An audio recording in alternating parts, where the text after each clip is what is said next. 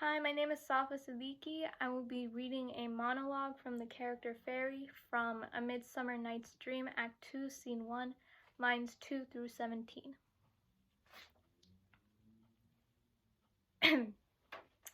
Over hill, over dale, through bush, through briar, over park, over pale, through flood, through fire. I do wander everywhere, swifter than the moon's sphere, and I serve the fairy queen, to dew her orbs upon the green.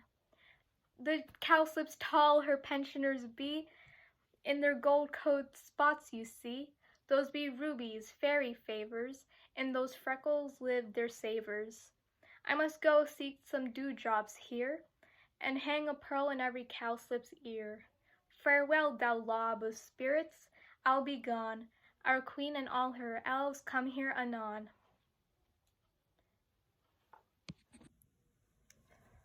Alright, so this monologue that takes place very early on in the play A Midsummer Night's Dream mainly serves as a way to establish some of the characters and their roles in the play and also their characteristics. So the speaker of this play is a fairy, and we can assume that she is a servant of the fairy queen because she says that she serves the fairy queen. And she also refers to the queen as our queen, implying that not only is she part of the queen's followers, but that there are other fairies like her.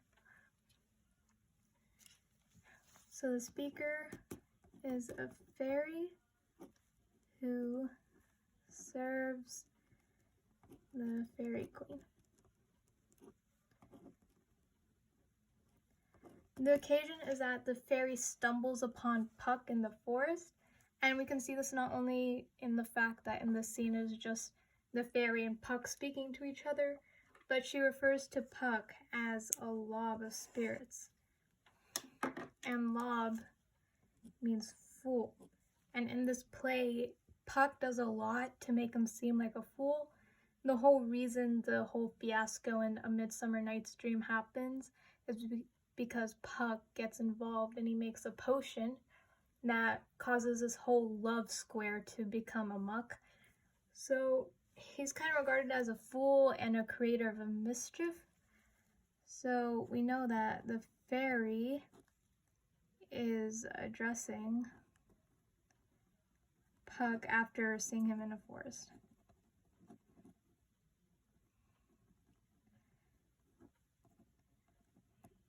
Which means that the audience is also Puck. And indirectly, it is the audience watching the play as well, because this monologue does a lot to establish some key characteristics of characters, such as labeling Puck as a fool, which is foreshadowing how he does something in the play to make him seem like a fool or make him seem kind of stupid. So the purpose is to establish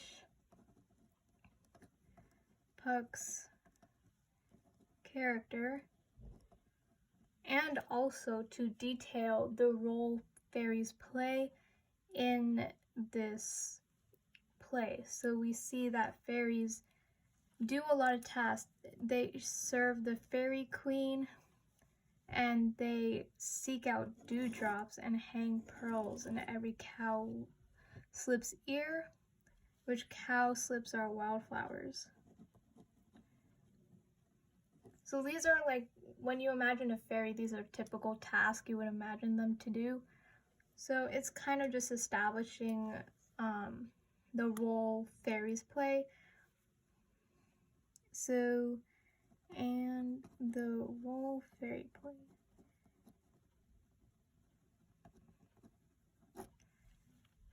So the subject is just Puck and fairies.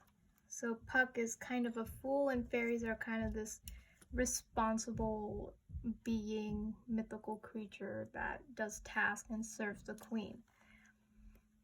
The tone of this play is quite mystical because not only are these two magical mystical creatures interacting with each other, but there are also some key words that indicate this. Some words such as moon, dew, orbs, cowslips, gold, rubies, dewdrops, pearl. When you think of some of these words like dew, orb, gold, rubies, dewdrops, pearl, those are kind of shiny and mystical. And some of these just add to the magical effect, like moon and cowslips, which are flowers. So it kind of develops an aesthetic in the reader or viewer's mind. And then devices used are obviously imagery, like discussed earlier. These words here kind of establish imagery. Also these hill, dale, bush, briar, park, pale, flood, fire. These also add to the imagery of the play. And there is a rhyme scheme here.